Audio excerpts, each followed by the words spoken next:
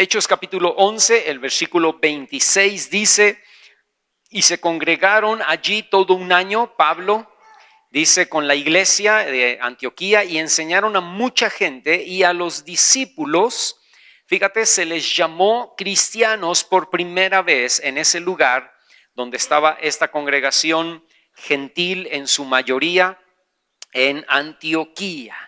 El título de esta predicación es ¿qué significa ser cristiano? Porque cuando yo estuve hablando acerca de el taller para las manos, para los pies, para los ojos, para los oídos y para la boca, yo me di cuenta que mucha gente piensa que ser cristiano es solamente ser como un simpatizante, ¿no? del evangelio, y no ha cambiado su manera de ver, no ha cambiado su manera de oír, no ha cambiado su manera de hablar, no ha cambiado su manera de sus acciones, no han cambiado sus maneras de caminar, y sucede que el día de hoy, hermano, en las iglesias están llenas de un montón de simpatizantes por el evangelio, pero no de verdaderos cristianos, ¿verdad? Y necesitamos entender y necesitamos saber qué es un cristiano, y la palabra que acabamos de leer ahí en Hechos capítulo 11, verso 26, dice que fue a los discípulos a quienes primeramente se les puso el apodo de cristianos, es decir, personas que seguían el ejemplo de Cristo. Y como les decía hace un momento, el problema es que hoy día la palabra cristiano está muy devaluada. Cualquiera es cristiano, ¿no? Cualquier persona que se reúne en una congregación, por el simple hecho de reunirse en una congregación, piensa que ya es cristiano, o que simpatiza con el evangelio porque piensa que es interesante, o que es muy bueno, o que es muy moral, ¿no? Y dicen, bueno, pues como el evangelio me parece interesante, como me parece bueno lo que se predica allí, como me parece que es lo correcto, pues asisto. Pero realmente no tienen una vida, no tienen una actitud cristiana. Hechos capítulo 2, fíjate, ahí mismo donde estamos, pero ve al capítulo 2 en el versículo 37. Dice que al oír esto, porque Pedro estuvo predicando, acuérdate, cae el Espíritu Santo, reciben lenguas, empiezan a hablar en lenguas, y la gente se amontona, y entonces vienen allí y dicen, están borrachos. Pedro dice, no estamos borrachos, se ha manifestado lo que dice la palabra en el libro de Joel, y les empieza a predicar, y al final de la predicación, en Hechos capítulo 2, en el verso 37, dice que al oír la predicación de Pedro, dice, se compungieron de corazón y le dijeron a Pedro y a los otros apóstoles, varones hermanos, ¿qué vamos a hacer? ¿Cómo podemos, es lo que están preguntando, cómo podemos cambiar nuestras vidas? ¿Qué debemos hacer para recibir en nuestras vidas a ese Cristo, a ese Jesús que tú, Pedro, nos dices que acabamos de crucificar? Y entonces en el versículo 38, Pedro les responde y les dice, fíjate, dos cosas: arrepiéntanse y bautícense cada uno de ustedes en el nombre de Jesucristo para perdón de los pecados, y entonces recibirán el don o la gracia del Espíritu Santo. Déjame decirte esta mañana, hermano, el verdadero cristiano cumple con varias condiciones, y yo tengo aquí solamente 4. A lo mejor podríamos aplicar otras 6 o 8 más, ¿no? Pero yo solamente tengo 4. Y la primera condición, según la cita que acabamos de leer, es que el verdadero cristiano tiene un verdadero arrepentimiento del pecado. Tiene una verdadera vida de arrepentimiento por causa de su pecado. Es decir, tú puedes venir a la iglesia, pero si tú no estás arrepentido de tu pecado, entonces tú no eres cristiano.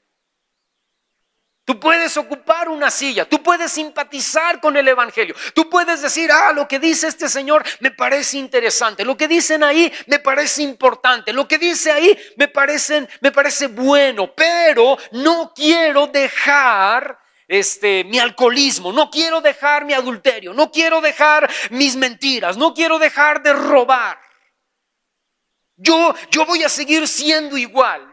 Voy a la iglesia el domingo y estoy ahí y pongo atención y me parece importante y me parece acertado, pero Yo voy a seguir viviendo mi vida como yo creo que es lo más correcto que debo vivirla. Bueno, está muy bien, eres simpatizante, pero realmente no eres cristiano, porque el verdadero cristianismo es una persona, hombre o mujer, que se arrepiente, que da 180 grados de vuelta y camina por un camino distinto. Significa aceptar incondicionalmente el señorío de Cristo en mi vida. No puedo ser cristiano, hermano, si no hay un verdadero cambio de vida. Y fíjate, Dios nos ve santos, Dios nos ve justos, y al confiar y poner nuestra fe en su sangre y en su sacrificio, pero debemos tener un arrepentimiento constante, porque todos los días la regamos. Pero eso no significa, escúchame por favor, que practiquemos el pecado. Una cosa es: hermano, soy cristiano, me he arrepentido y hoy fallé y hoy la regué. Otra cosa distinta, yo practico el pecado. Fíjate, Gálatas, ve conmigo ahí por favor. Gálatas capítulo 5, el versículo 19. Y dice que manifiestas son las obras de la carne, que son... Fíjate, y empieza a mencionar una lista larga. Dice adulterio, fornicación, inmundicia, y ahí cuando dice inmundicia está hablando de inmundicia sexual, lascivia, idolatría, hechicerías, enemistades, pleitos, celos, iras, contiendas, disensiones, herejías, envidias, homicidios, borracheras, orgías. Dice, y cosas semejantes a estas, dice Pablo, acerca de las cuales los amonesto, y como ya les he dicho antes, escucha, que los que practican tales cosas no heredarán el reino de Dios. Un cristiano es un cristiano que peca pero no practica. Un cristiano no practica ninguna de estas cosas de esta lista, ni ninguna de las otras que se le hayan podido olvidar a Pablo, ¿no? No practico el pecado, porque los que practican tales cosas, dice allí, no heredarán el reino de Dios. Yo practico el piano, estoy suponiendo nada más, ¿verdad? ¿Por qué? Porque quiero aprender, estoy aprendiendo, o toco el piano, soy virtuoso del piano, ¿no? Y yo he sabido, hermano, que la persona que practica un instrumento lo practica mínimo 6 horas diarias, y eso es mínimo, ¿no? Porque si quieres llegar a ser excelente en un instrumento, por lo menos 6 horas. Practicas un idioma porque estás aprendiendo ese idioma y entonces lo practicas constantemente. Practicar significa que allí empleas tu tiempo, allí empleas tu dinero, allí empleas tus fuerzas, allí empleas tu pensamiento, allí empleas tus ganas. Por eso practicas el piano o un idioma. La persona que practica el pecado significa que de lunes a lunes, de domingo a domingo, vive como vive, ¿no? Y el cristiano ya no practica el pecado. ¿Por qué? Porque se ha arrepentido. Fíjate, primera de Juan, capítulo 3, versículo 8, dice, el que practica el pecado es del diablo, claro, porque no es cristiano. Porque el diablo peca desde el principio, y para esto apareció el Hijo de Dios, para deshacer las obras del diablo. Porque fíjate el verso 9, dice, todo aquel que es nacido de Dios no practica el pecado, porque la simiente de Dios permanece en él y no puede pecar en el contexto de practicar, no puede pecar en el contexto de practicar, porque es nacido de Dios. Y luego adelántate un poquito ahí, primera de Juan capítulo 5, el versículo 18. Y ahí dice, todo aquel que ha nacido de Dios, otra vez, no practica el pecado. Pues aquel, fíjate que esa palabra aquel está con mayúscula, A mayúscula.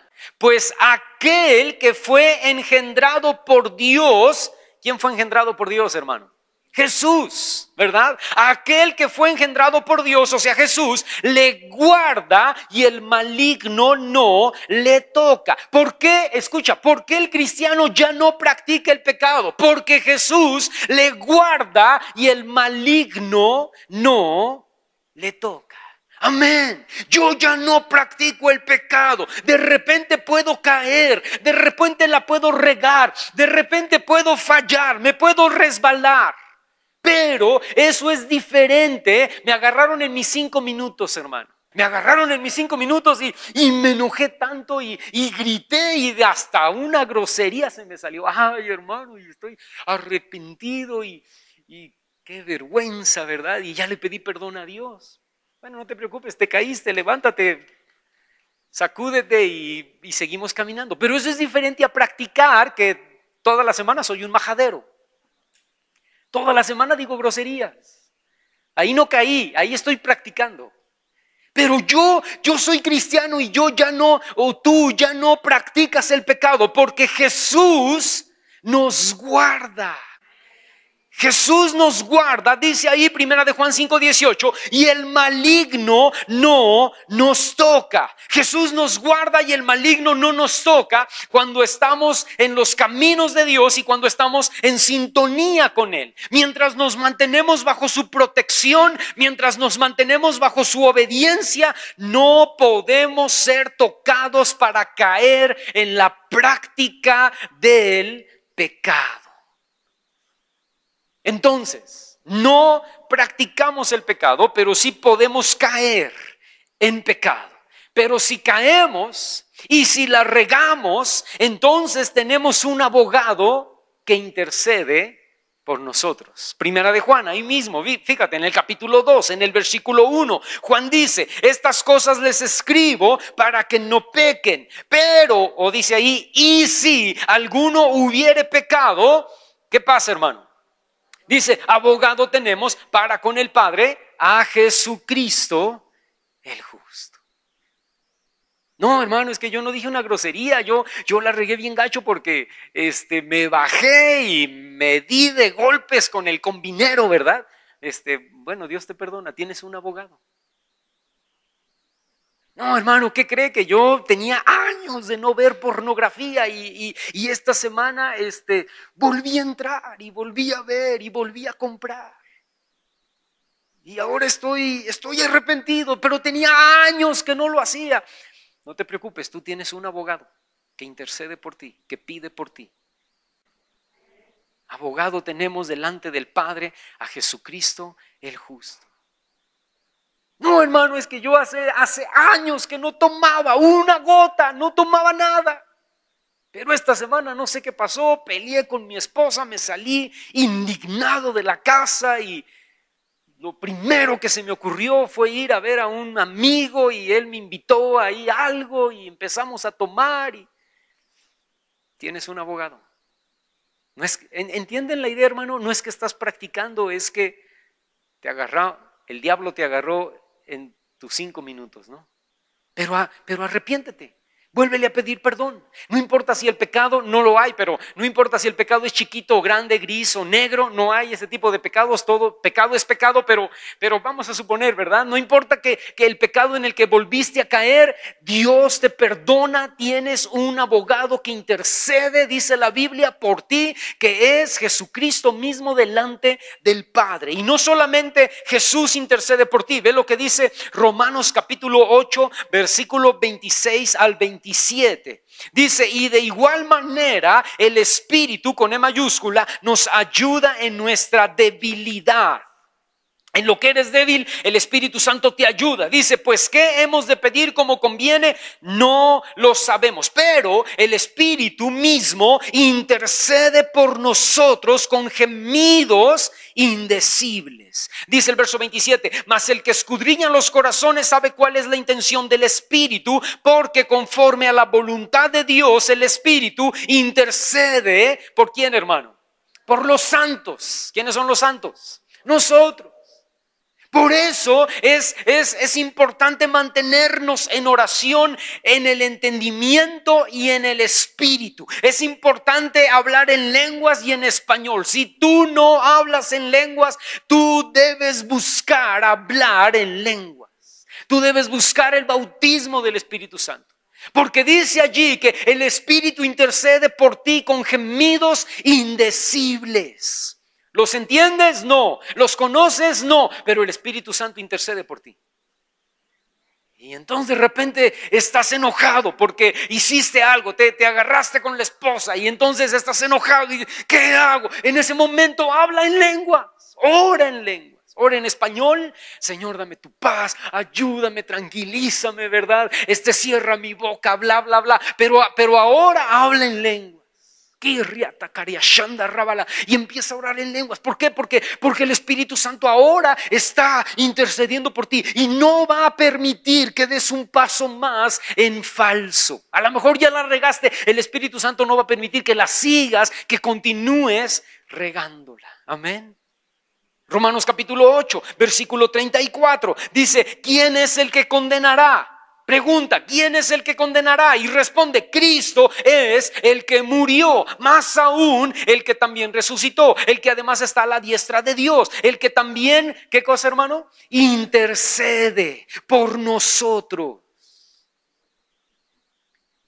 Escúchame. Cuando tú y yo estamos debajo de sus alas, cuando tú y yo estamos debajo de su protección, Jesucristo mismo está intercediendo por ti y por mí. Señor, le dice a Pedro, ¿verdad? Le dice a Pedro, el diablo va a venir a zarandearte como trigo, ¿verdad? El diablo va a venir a ponerte una difícil, pero no te preocupes, Pedrito, yo oré por ti para que eso ya no suceda, para que esa prueba se cancele. Para que el diablo no venga y te toque. ¿Así fue, hermano? No. Me dijo, y va a venir. Y sí te va a tocar, y sí te vas a zarandear. Pero yo estoy intercediendo por ti, yo ya he orado por ti, para que tu fe no falte, para que tu fe se robustezca, ¿no? Para que tu fe se fortalezca, para que tu fe se haga más fuerte, se haga más poderosa. Escúchame, el Espíritu Santo está intercediendo por ti, Jesucristo mismo está intercediendo por nosotros y Él pide para que nosotros no seamos personas que lleguemos al punto de practicar el pecado. Entonces, el verdadero cristiano, ¿qué hace? El verdadero cristiano vive arrepentido. Vive arrepentido las 24 horas del día, los 7 días de la semana, los 365 y todos los años de su vida. Amén. El verdadero cristiano dice, Señor, yo quiero vivir una vida de arrepentimiento y vivir una vida que te agrada a ti. La segunda condición es la misma que vemos ahí en Hechos capítulo 2, verso 38, donde les dijo, que le preguntan, ¿qué haremos? Y él dice, arrepiéntanse y bautícense. Y la segunda condición es que el verdadero cristiano ha pasado por el bautismo en agua. Y para mí, hermano, creo yo que eso es muy importante. Yo conocí una vez una familia que me dijo, no, es que no nos queremos bautizar todavía, hermano, porque pensamos que eso del bautismo es dar ya un paso más serio, es ya dar un paso más importante, como que ya vamos a pertenecer a su congregación. Y yo les dije, no, están equivocados, ustedes ya pertenecen a la congregación de Cristo y ya pertenecen al cuerpo de Cristo y ya pertenecen al Señor desde el momento en que ustedes le recibieron en su corazón. Y entonces hicimos el pacto, el pacto ya está hecho desde hace como no sé cuántos meses, hermano. Y algunas congregaciones dicen, para que pertenezcas a esta congregación te tienes que bautizar. Escúchame, eso no es lo que dice la Biblia. La Biblia dice que te arrepientes y te bautizas. Y en el libro de los Hechos, la gente se arrepentía e inmediatamente en ese mismo momento se bautizaban. Ahora no lo hacemos así y no sé por qué deberíamos de hacerlo, ¿verdad? Que Te arrepientes, te bautizas. ¿Por qué? Porque el bautismo, hermano, el bautismo habla de renacer a una vida nueva. El bautismo habla de dejar la vida vieja y de morir a ella y de dejar todo el pasado atrás. Cuando tú te bautizas, estás muriendo y estás resucitando a una vida donde dejo atrás las adicciones. El alcohol, las drogas, el cigarro, la pornografía. Dejo atrás las mañas, robar, mentir, adulterar, fornicar, engañar. Dejo atrás las malas actitudes, juzgar, criticar, pelear, celos, impaciencia. Dejo atrás los malos sentimientos, rencor, odio, amargura, depresión, enojo, tristeza. Amén.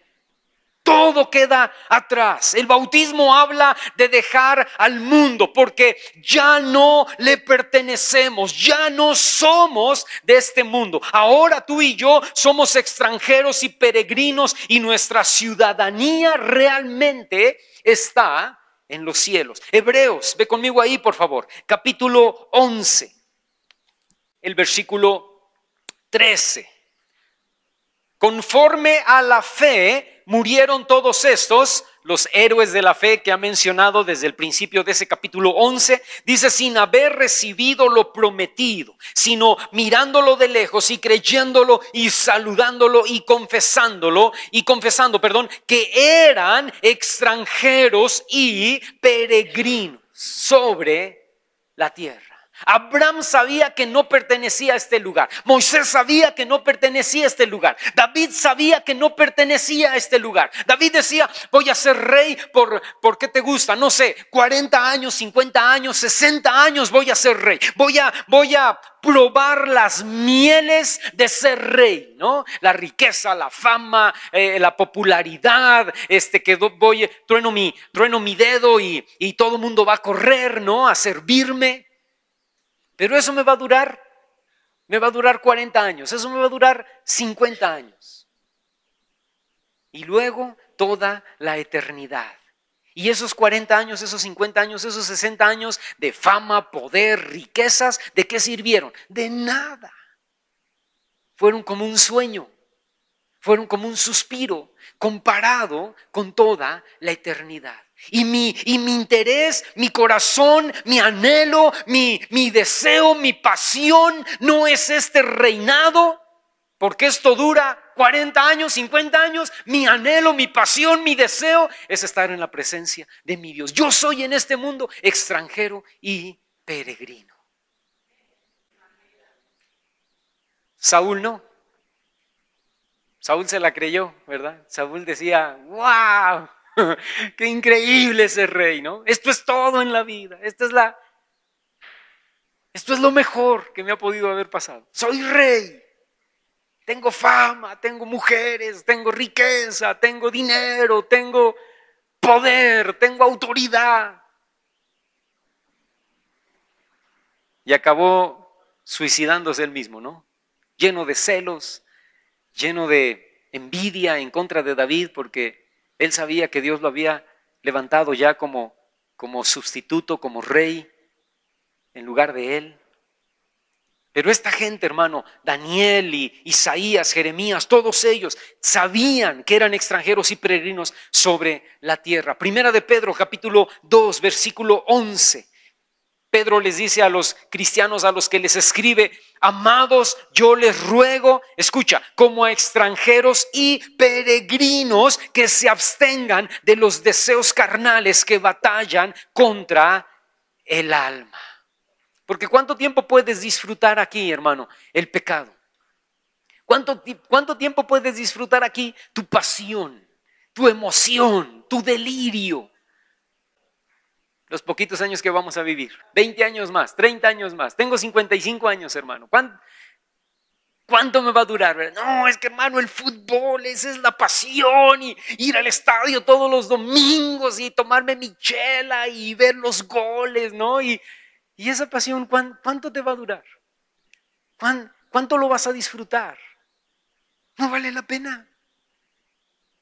Es Es absurdo.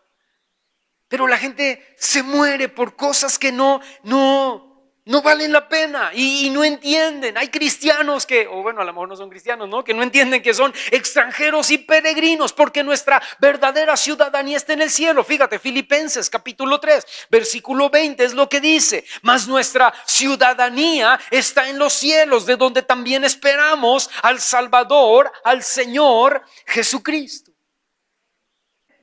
Antes que ser mexicanos somos cristianos, hermano. Antes que ser mexicanos somos hijos de Dios. Y nuestra verdadera ciudadanía está allá. Y donde verdaderamente vamos a disfrutar es allá. Por eso Pablo dice: yo no sé qué escoger. Yo no sé si seguir vivo o morirme. Porque si sigo vivo, pues les sirvo a todos ustedes y trabajo por todos ustedes. Pero si me muero, ¡wow!, dice Pablo, es muchísimo mejor. Estar en la presencia del Señor, donde no voy a estar por 50 años, no voy a estar por 100 años, no voy a estar por 1000 años, no voy a estar por 1.000.000 de años. Voy a estar allí por toda la eternidad. Imagínate eso, hermano. Viendo colores increíbles que no hay aquí en la tierra, oyendo sonidos increíbles. Yo le decía la otra vez a mi hija: imagínate, hija, si aquí hay cantos tan tremendos, si aquí hay música tan tremenda, tanto cristiana como secular, si hay música tan increíble, imagínate qué música va a haber allá en el cielo, ¿no? ¡Wow! Y vamos a estar ahí por toda la eternidad. No pertenecemos a esta tierra, pertenecemos al reino celestial. Hebreos capítulo 5, ve conmigo ahí, por favor. Hebreos capítulo 5. Y fíjate lo que dice el versículo 9. Dice: y Jesús, habiendo sido perfeccionado, vino a ser autor de eterna salvación para todos los que le obedecen. Tercera condición: un verdadero cristiano obedece. Un verdadero cristiano obedece a la palabra de Dios y obedece al Señor Jesucristo, o, por decirlo de otra manera, a Dios mismo. Mi opinión la puedes tirar a la basura, hermano. Pero si yo te digo lo que la Biblia dice, entonces tú decides si obedeces o eres rebelde. Los hijos de Dios obedecen, aun cuando cuesta trabajo. Y a veces cuesta mucho trabajo, pero no es imposible. Los cristianos obedecen. Podemos ignorar o podemos ser rebeldes a la palabra de Dios, o podemos obedecerla. De nuestra respuesta depende cómo vamos a vivir la vida. Yo les decía el domingo pasado, alguien me preguntó: entonces, ¿podemos o no podemos tatuarnos? Y yo no les quiero responder la pregunta porque quiero que vengan el jueves que respondamos la pregunta de si podemos o no podemos tatuarnos, ¿no? Pero escúchame, pero no es lo que yo digo, no es lo que yo pienso. Bueno, yo, Pastor Daniel Carrillo, pienso que... No, a mí no me importa lo que tú piensas. A mí me importa lo que la palabra de Dios dice, si debo o no, si puedo o no tatuarme. Ahora, una vez que yo te leo la palabra y yo te digo que sí puedes tatuarte o que no puedes tatuarte, ¿cómo los tengo para que vengan? Una vez que yo te digo la cosa, entonces tú decides y tú dices: pues a mí me vale lo que dice la palabra, yo sí me tatúo, ¿no? O qué bueno lo que dice la palabra, me voy a tatuar inmediatamente. Pero no es lo que tú quieres, es lo que la palabra de Dios dice. Y si eres cristiano, tú puedes decir: ay, no, hermano, es que no me gusta lo que esa Biblia dice, no me gusta. Puede ser que no te guste y estoy de acuerdo contigo en que no te guste, pero la tenemos que obedecer. Porque el verdadero cristianismo obedece la palabra de Dios. Deuteronomio capítulo 30, ve conmigo ahí, por favor. Y fíjate en el versículo 15.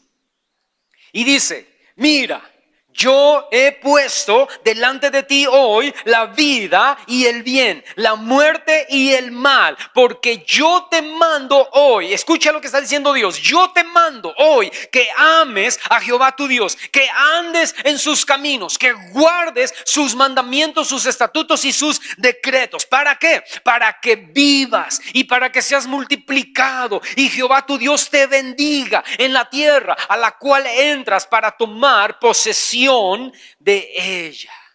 Escúchame, hermano. Dios mismo le dice al pueblo de Israel y Dios mismo nos dice a nosotros el día de hoy: yo te pido, yo te ordeno, yo te mando que obedezcas. Si eres mi pueblo, si eres mi hijo, si eres mi oveja, si yo soy tu rey, si yo soy tu Señor, entonces tú tienes que obedecer. Ah, Dios, pero me cuesta. Y Dios dice: yo sé que te cuesta, pero tienes que obedecer. Ah, Dios, pero me duele. Y Dios dice: yo sé que te duele, pero tienes que obedecer. Ah, Dios, es que es difícil. Y Dios dice: yo sé que es difícil, pero tienes que obedecer. Porque los que obedecen son los hijos. Y los cristianos somos hijos de Dios. Pero tú y yo tenemos libertad. Tenemos libertad para escoger la vida o la muerte. Tenemos libertad para escoger la bendición o la maldición. Pero el cristiano verdadero obedece. El cristiano verdadero toma la cruz todos los días, muere a sí mismo, muere a su voluntad, muere a los deseos de su carne, muere a los deseos mundanos, muere al pecado, toma la cruz y sigue a Jesús. Ese es el verdadero cristianismo. El simpatizante no. El simpatizante cuando quiere obedece y cuando no quiere no obedece. Cuando le conviene obedece y cuando no le conviene no obedece. Pero el verdadero cristiano toma la cruz los 7 días de la semana, los 365 días del año, todos los años de su vida. Y se clava en la cruz y se crucifica y dice: mi pasión, mi deseo, mi voluntad mundana, pecaminosa, mi deseo carnal está clavado en la cruz. Y Pablo dice: y ya no vivo yo, pero ahora Cristo vive en mí. Y todo lo que vivo en la carne, lo vivo en la fe del Hijo de Dios que me amó y se entregó a sí mismo por mí.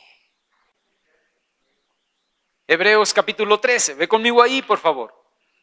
Y dice el versículo 14, porque no tenemos aquí, una vez más, como les mencionaba, ciudad permanente, sino que buscamos la porvenir. Entonces dice el verso 15, así que ofrezcamos siempre a Dios por medio de Él sacrificio de alabanza, es decir, fruto de labios que confiesan su nombre. La cuarta condición, hermano, es que el verdadero cristiano tiene una vida de intimidad y de relación con Dios. Ha aprendido a desarrollar tiempos de intimidad con el Espíritu Santo. Sabe lo valioso que es cantarle al Señor. Sabe lo valioso que es la adoración. Sabe lo valioso que es la oración. Sabe lo valioso que es el estudio de la palabra. Sabe lo valioso que es el ayuno. Sabe lo valioso que es reunirse en una congregación todos juntos como hermanos y cantar todos juntos y adorar y alabar al Señor. El verdadero cristiano sabe meterse a la presencia de Dios. Y si hay alguien aquí esta mañana que es cristiano pero no ha aprendido a cómo meterse, tú necesitas orar y decirle al Señor: Señor, ayúdame a que cuando esté la adoración yo pueda entrar hasta tu trono. Hay gente en las iglesias que son cristianos, verdaderos cristianos, pero que no han aprendido y de repente está la adoración y están viendo y dicen: wow, qué bonito alaba la hermana fulana, el hermano sutano, wow, y el hermano, uy, qué bien, se hinca, se pone. No. No estamos aquí para ver quién se postra, quién se hinca, quién llora, hay gente que sale y dice: el hermano fulano, Dios verdaderamente lo tocó porque estaba viendo que estaba bien tocado. ¿Y tú qué estabas viendo? Métete, tú métete. Por eso yo repito mucho y perdónenme, pero cuando estamos adorando yo repito, cierra tus ojos, alza tus manos, ¿no? Repito mucho eso, porque cuando adoras con los ojos abiertos te distraes, te va a distraer cualquier cosa. Un niño jugando, una persona hablando con otra persona, los músicos acá haciéndose señas, ¿no? Entonces ya te distraes y ya pierdes. No, cierra los ojos, no veas a nadie, levanta tus manos en señal de rendición, de adoración, de entrega, de búsqueda y piérdete. ¿Qué están haciendo los demás? ¿Quién sabe qué están haciendo los demás? ¿Me están viendo? No me importa si me están viendo. Voy a cerrar mis ojos, voy a levantar mis manos, me voy a perder porque yo sé, yo entiendo, yo veo la necesidad, la urgencia que tengo de tener intimidad y relación con el Señor. Hermano, pero lo puedo hacer en mi casa, lo puedo hacer en la sala y prender YouTube y poner música de adoración cristiana y meterme ahí yo solo. Claro que sí, y es recomendable y te recomiendo que lo hagas, ¿no? Con música de YouTube o sin música de YouTube, tú solo cantando como la Chimoltrufia o acompañado de Marcos Witt o de Marco Barrientos en la sala de tu casa. Está bien, yo no tengo problema con eso, pero escúchame, pero eso es valioso, el que tú en tu casa, en tu cuarto, en tu azotea, en tu sala, donde sea, te metas a la presencia de Dios, es valioso, pero el que vengas a este lugar y cantes junto con nosotros es igual de valioso, hermano. Porque dice el Salmo capítulo 133, versículo 1, pregunta, o bueno, lo dice en admiración, dice, miren. Salmo 133:1 dice, miren cuán bueno y cuán delicioso es habitar los hermanos juntos en armonía. Ahora escucha, dice, es como el buen óleo sobre la cabeza, el cual desciende sobre la barba de Aarón y baja hasta el borde de sus vestiduras. Es como el rocío de Hermón que desciende sobre los montes de Sión, porque allí donde está el pueblo junto adorando al Señor, envía a Jehová bendición y vida eterna. ¿Quiere decir, hermano, que cuando estoy en la sala de mi casa, ahí Dios no envía bendición? No, claro que sí, ahí envía bendición y ahí envía vida eterna. Pero algo sucede, algo pasa cuando estamos juntos como hermanos cantando y adorando al Señor. Y necesitamos aprender las dos cosas, ¿eh? Las dos cosas son importantes. Necesitas aprender a meterte tú solo a la presencia de Dios. Necesitas aprender a orar tú solo y a adorar tú solo sin compañía de la gran voz y la gran guitarra bohemia de Paco, ¿no? Y sin los grandes y excelentes músicos y cantantes que tenemos en esta iglesia y sin la voz melodiosa de Daniel Carrillo dirigiéndote en la adoración. O sea, necesitas aprender tú solo a meterte ahí. Es que hermano no puedo, es que hermano me da sueño, es que hermano ya no sé qué más seguir. Pues entonces ora a Dios, pídele a Dios, Dios dame inteligencia espiritual, sabiduría espiritual para orar, para meterme, para ayunar, para cantar, para adorar y que pasen los minutos y las horas y yo me pierda en tu presencia, solo, sin nadie. Amén, tienes que aprender. Y tienes que aprender a estar aquí con todos nosotros y meterte a la presencia de Dios y adorar y levantar tus manos y decirle, Señor, aquí estoy y te adoro, te alabo, te bendigo, te exalto. Porque el verdadero cristiano se arrepiente, se bautiza, o sea, deja atrás todo lo mundano, ¿no? ¿Cuál fue la tercera? Obedece. Lo estaba probando, yo la sabía, pero obedece y sabe tener intimidad, sabe tener relación. El verdadero cristiano sabe vivir una vida de rendición.